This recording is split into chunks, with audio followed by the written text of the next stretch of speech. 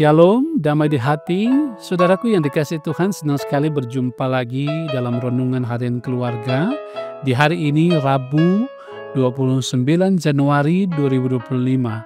Saya percaya semua kita hari ini diberkati oleh Tuhan, menikmati kasih dan pemeliharaan Tuhan. Karena itu mari kita mengisi hari ini lagi dengan merenungkan kebenaran firman Tuhan yang menuntun kita untuk selalu hidup dalam kebenaran. Mari kita berdoa. Ya Tuhan Allah, kemuliaan hanya bagimu ya. Kami bersyukur bahwa di saat ini Engkau masih memberikan kami kehidupan, menuntun dan menyertai kami. Kini kami hendak baca lagi kebenaran firman Tuhan teralih hati dan pikiran kami dengan kuasa Roh-Mu yang kudus agar kami memahami firman Tuhan. Ampun dari salah dan dosa. Di dalam nama Tuhan Yesus kami berdoa. Amin. Saudara, kebenaran firman Tuhan hari ini kita baca dalam kitab Injil Lukas, pasalnya yang ke-16, ayatnya yang ke-26.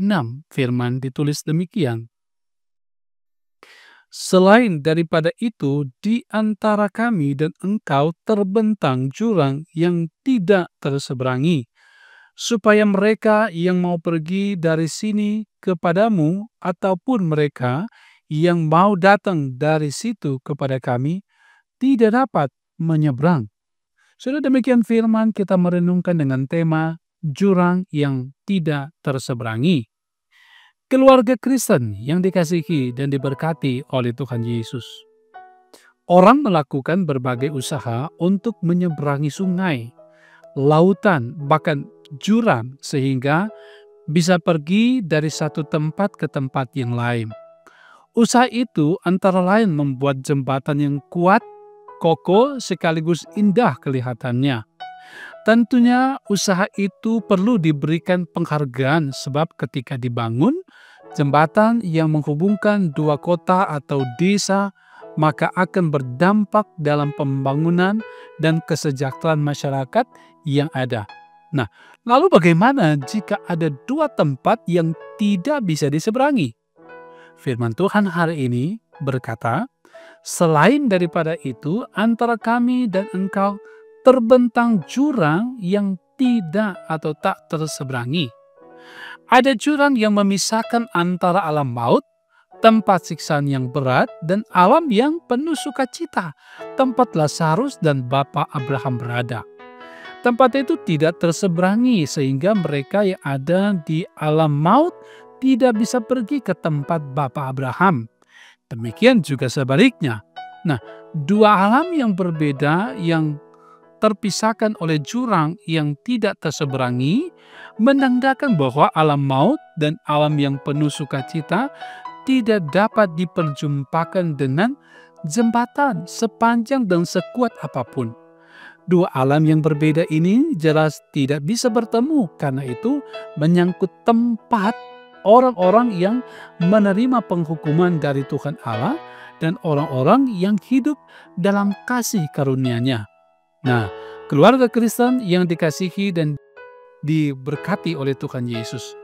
Dengan perbedaan yang jelas ini, maka membuat orang yang masih hidup untuk menetapkan hatinya, melakukan yang terbaik dan tetap setia di dalam Tuhan Allah, sehingga ketika ia meninggal, akan berada di alam yang penuh sukacita, bahkan bertemu dengan Bapa Abraham dan Tuhan Allah sendiri. Bahkan kitab Wahyu juga menyaksikan dua tempat berbeda yang tak terseberangi, yakni tempat maut dan kerajaan maut, serta orang-orang yang tidak ditemukan namanya tertulis dalam kitab kehidupan dilemparkan ke dalam lautan api sebagaimana Wahyu 20 ayat 14 dan 15. Dan bumi yang baru, tempat orang-orang yang namanya ada dalam kitab kehidupan. Tuhan Allah ada bersama mereka.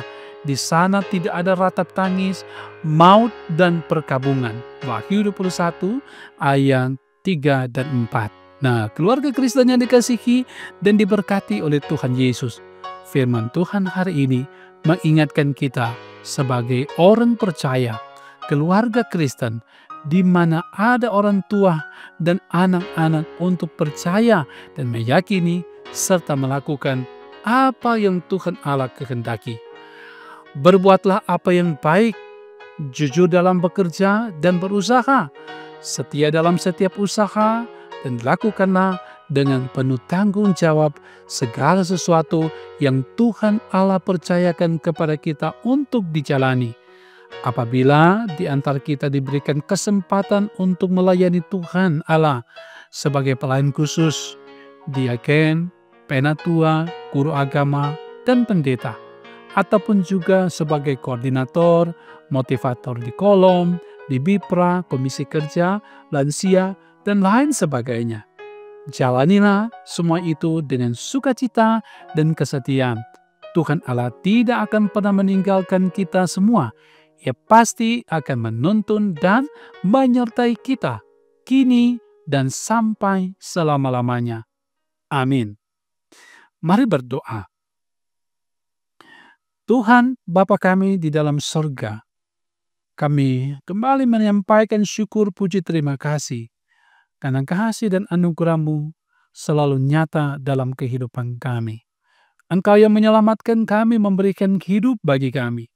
Dan kami jalani kehidupan sampai saat ini, walaupun terkadang ketika kami jalani hidup ini, sering tidak taat setia kepada Tuhan. Tapi kami bersyukur, di saat ini kami diingatkan lagi dengan kebenaran firman untuk mau hidup taat setia kepada Tuhan, melakukan kebenaran, melakukan hal yang benar di hadapan Tuhan.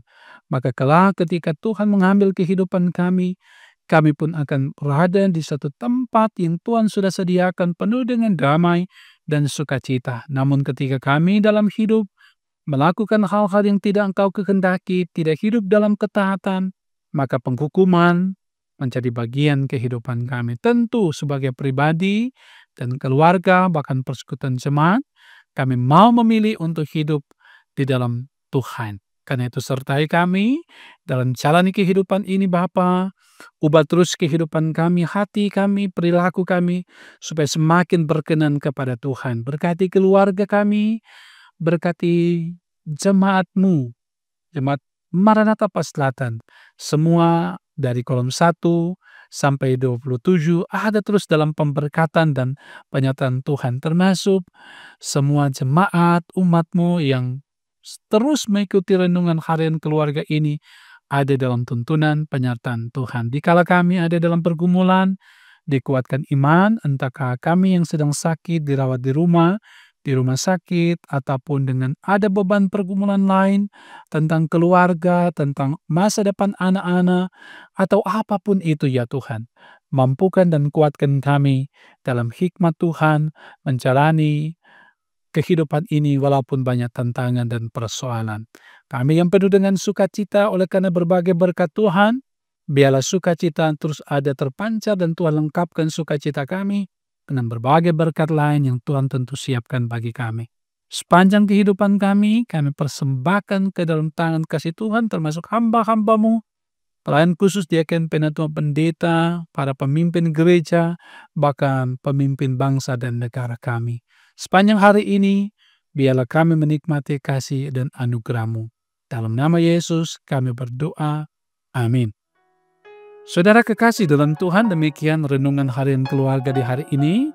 Semoga menyertai, memberkati saudara-saudara.